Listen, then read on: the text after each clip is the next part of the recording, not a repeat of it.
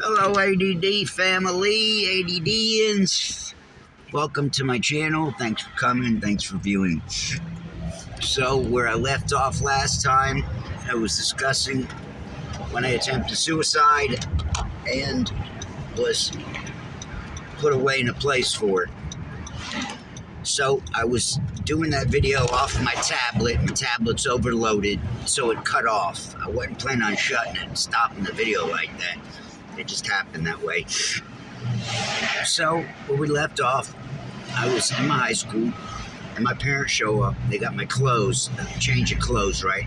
As soon as I see Mom holding my clothes, I knew it was bad for me. So, I left, so we had a meeting. I left with my parents, and they took me to, what's the name of the hospital at the East-West Connector in Austell. Can't think of the name of it right off the top of my ribs, not that important. So I go to this hospital, and it's a regular hospital, right? Now picture this, a regular normal hospital, but the 5th floor is the crazy ward. I don't know if they have this in every hospital. I know they're not in every hospital. That I know for sure from all the times I've been to the hospital and with my wife and surgery and this, that. I've been in and out of hospitals mostly my whole life, right? I can remember going with my mom, all that. So, as I'm saying, this hospital in particular has got a 5th floor crazy ward. If the elevator gets off the 5th floor and nobody's home. So you get off the elevator at the 5th, and you can't get back on the elevator. Like, you can't just walk up to the elevator. You've got to have a key. You've got to be personnel or visitor or an inpatient. So imagine that. Security's on high alert. Dr. Strong, high alert. So walking around this floor, imagine this floor on the crazy wing. Imagine if you guys have ever seen, and most of you should know what I'm talking about, One Flew Over the Cuckoo's Nest. If you haven't, I strongly suggest watching it with Jack Nicholson. This was the exact same format as One Flew Over the Cuckoo's Nest. So most everyone here is going to know what I'm talking about.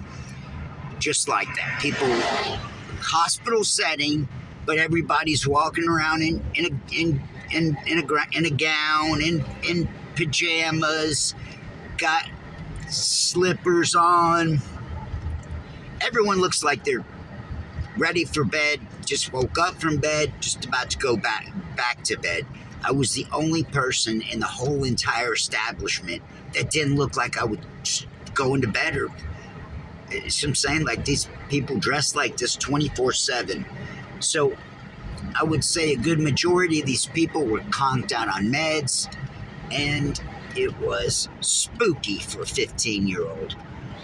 This place is like a layover, a holdover, a holding tank for me until I get to where I'm going. So I can remember not being really scared, but timid. You know, it's been my first time away from home, being forced away from home. So I was in this place for a couple of weeks, right? Well, whenever you're going somewhere, this is all the same. If you're going somewhere, I come to find out, I've been to jail a few times. One time went to boot camp, jail version. I've been to jail many times. So it's all the same kind of format. When you're leaving one place and you're going to another, you're waiting your turn, okay? A lot of times a 3-month layover. The boot camp I'm talking about was 120 days. So you're figuring 4 months from the day to the day you step in, the day you leave. Well, there's places everywhere that's filled up already, so you gotta wait your turn.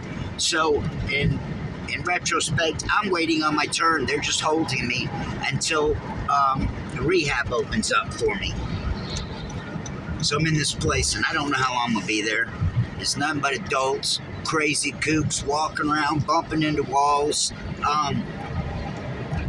Very hard to put into words. I could best describe to go look at those movies and see how people that are zonked out on meds are. Most of these people will never live by themselves.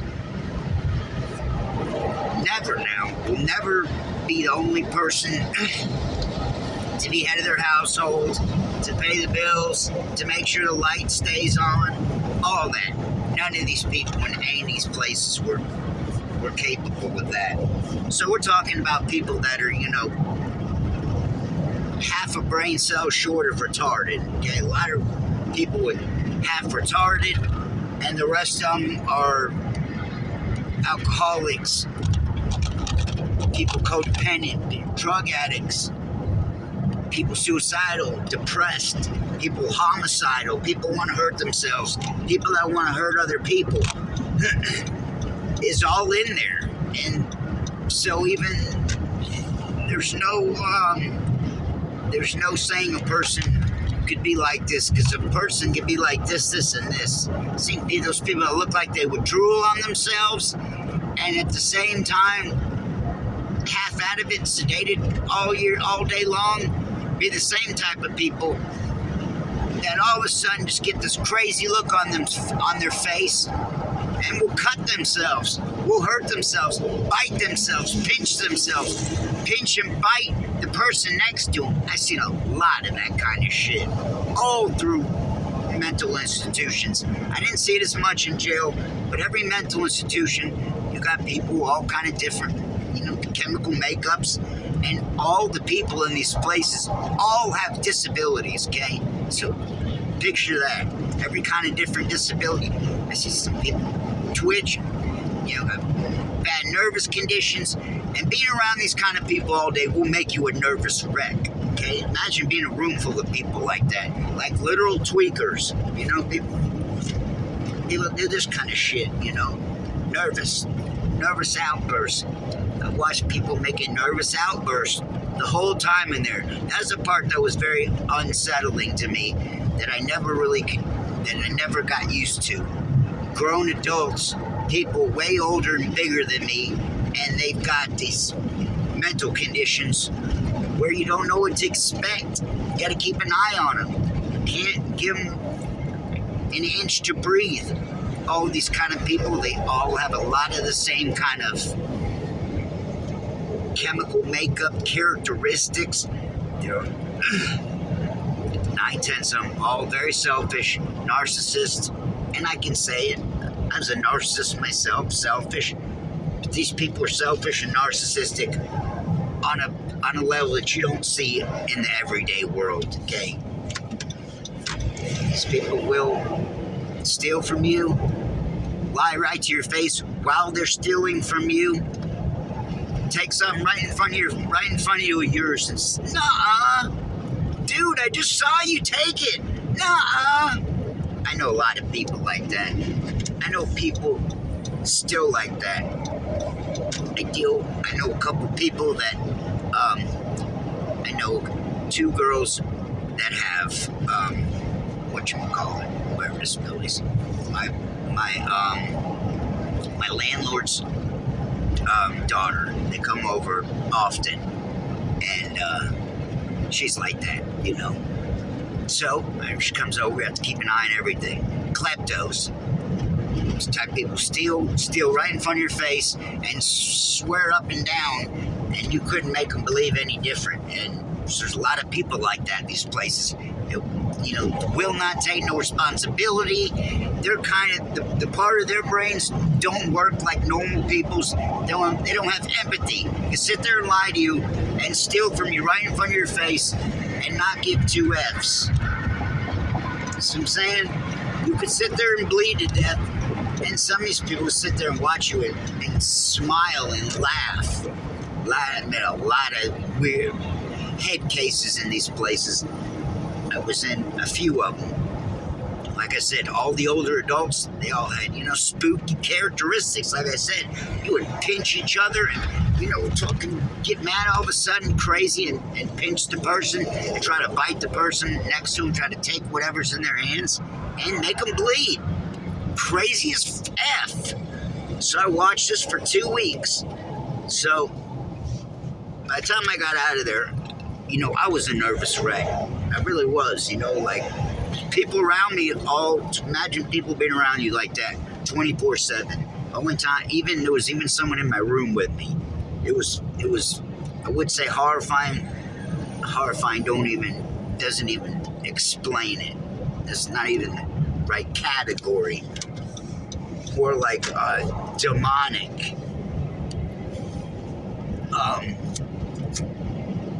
What hell would be like. A bunch of people around you that you can't trust and pinching at you and nipping at you all day long. So when I got out of that place, it was like I had served my term. I had felt it. I had gone through enough torture and hell and thought I was soon to go home, right? That was the first 2 weeks. So I'm in this crazy ass hospital and I get upgraded. Before I leave, my parents and the girl that told on me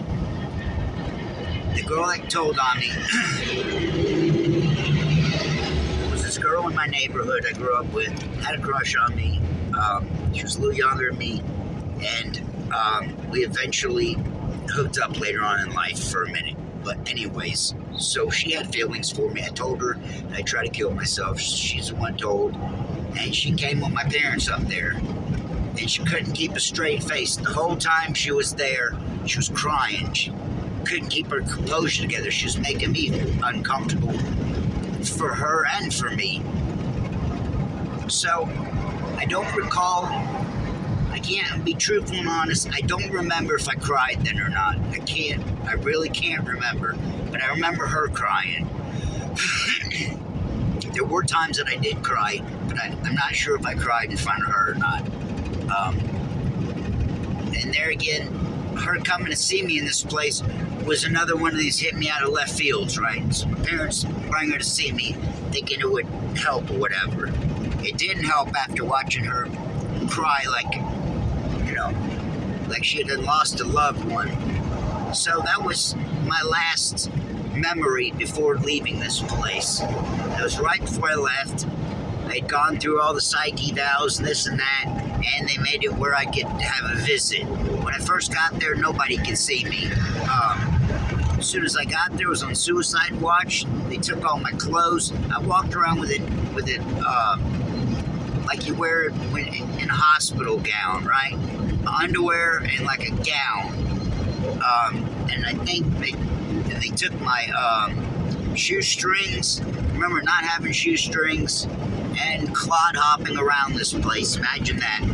In one of those things where you can see your butt. It's got a thing you tie around the back, but you can see your butt. And I'm walking around in this thing in my underwear all day. So I must have moved up. I must have graduated. I think I was on suicide watch. Whatever it is, 72 hours. I don't even remember, like it says, when I was 15. It's a lifetime ago. I can't remember all that well. But I just remember being around in my hat, in my gown, dancing around with the crazies. And I was in clothes when Shelby and my parents came to see me. So I graduated in clothes and on to the next rehab. So I went from there to a place called Bronner, and Bronner was another psychiatric institute. They call it rehab, but it's really a psychiatric institute. There is kind of a difference. There's places that are rehabs, and everyone's just coming off of drugs. I wasn't in those kind of places, so let me clarify. The place that I was in was psychological institute rehab, okay? So people understand, don't get it confused. When I say I went to rehab, Yeah, it was rehab, but it was not like most people are thinking. You know, everyone around me detained from heroin and shit. It was nothing like that. I was 15. I was in the younger wing, and you could only be up to 17. And there was a guy that was 17 that was in there with me, Billy. And remember Billy? And if you don't know who Billy is, so let me give you a lot of crazy way out there shit come and started and originated from this. So before we get way too far, most of you are new. Billy, later on in life, I run into this guy. He's like the oldest guy in our class, in our rehab, right? I meet Billy. I see Billy when I'm out of this place, 16 and a half-ish. I'm out of this place. I'm working at Kroger. I bump into Billy. We start hanging out. He lives right next to the Kroger I work at. Me and my best friend Donovan start going to his house all the time, getting stuff, weed, shrooms, beer, whatever. We're partying with him. A year later, or two, a few years later, the guy Billy and his two roommates that I had been hanging out with were the guys that streaked the Braves game. Got butt naked in the middle of at the Braves stadium, up at the top. They were at the top of the stadium, ran down the stadium naked onto the field. They chased them around the field on everything now. My buddy Donovan Bigford must have seen it, called me right then and there, said, dude, you won't believe this. Yeah, I know, I'm sitting here watching it too. So I have proof out there. Donovan Bigford witnessed this. This guy Billy I was in rehab with streaked the Braves game years later. But this is way later on. So it's me, it's Billy, it's this guy Kevin. Kevin winds up being the largest acid distributor in our whole not only our high school, but like four or five school districts. Kevin was supplying that many people with acid, right? He was the big shot acid dude at our school. I'm in rehab with him. We become friends. He's my plug when I get out. We're not there yet either. There's a hot chick in there, and she's in there because she can't. She's addicted to sex, okay? So we got a hot whore in there. Years later, I'm 21, 22, something. I see her in the streets of Buckhead. We make out in the streets of Buckhead many, many years later. Right out of rehab, Kevin got her. Kevin started dating Jennifer Nipper. Kevin started dating her when we got out of there. And there were two guys in there. One of the guys, this guy, Sean Coker, and he had done such a big cocaine ordeal that he was supplying one of the Atlanta Falcons with cocaine, and it was such a big operation that the news was at our rehab. We'd be going and they'd be trying to get shots and stuff, Sean. So we had, like I said, what would you call that? High profile dude in there. And we were kids, you know. Guy could have been older than 16, 17, dealing kilos of cocaine, got busted selling cocaine to Atlanta Falcons, okay? The news is there filming this guy. So there's another guy. He's got him and he's got his buddy Jackie. They're both from Stockbridge, Georgia. Jackie broke out of that place 3 times while I was there. I don't know how many times in all. He would be gone, he'd get caught, they'd bring him back. Jackie would escape, he would get caught, they'd bring him back. He looked exactly like Lane Stanley, okay? He looked just freaking like him. He would pass for him. Like redhead dude looking. I swear to God, he looked like Lane Stanley to a T. Could have been him for Halloween. You wouldn't have known the difference. So Jackie escapes from this place, and he escapes one day when we're lined up for chow. And we're in this building, right? And you can't get out, okay? There's windows, there's bars on the windows. There's no way out of your bedroom. There's one way in, and it's a double metal door, heavy, um, super electronic, high sophisticated for that day, all that shit. It's Fort Knox. You can't get in or out of this place without being buzzed in. Okay, the only chance that these people got to make a break or when we go to chow, or when we go to work out. You have to work your way up. I wasn't allowed to use a phone for months. Stupid shit. You work your way up level all the way up to level 7, I want to say, or something. You literally have to work your way up the program to go home. Crazy as fuck. Sit there and tell all about yourself, all that shit. So one day we're lined up to chow, and we all know Jackie's going for it. So da-da-da. So when someone goes for it, a security brief is called Dr. Strong. There's microphones and shit everywhere. This is a high dollar facility. Super crazy money, right? Like $5,000 a week type shit, right? Plus, I was there all the way up to my parents' insurance ran out. I was there a long time, 6 months. Plus. And so Jackie's making a run for it. And we all know it. And he's paid off a guy or two to help him, to run game, to run fade, to make a decoy. And watched him get out of there and ran on foot.